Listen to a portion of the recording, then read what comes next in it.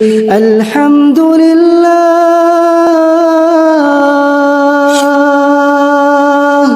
الحمد لله على نعمة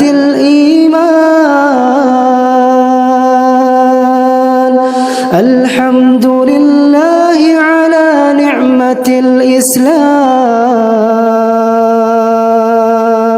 الحمد لله على نعمة الهجرة الحمد لله على نعمة الهداية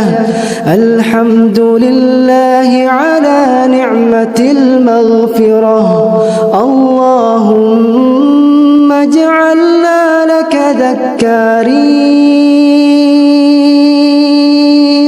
لك شكارين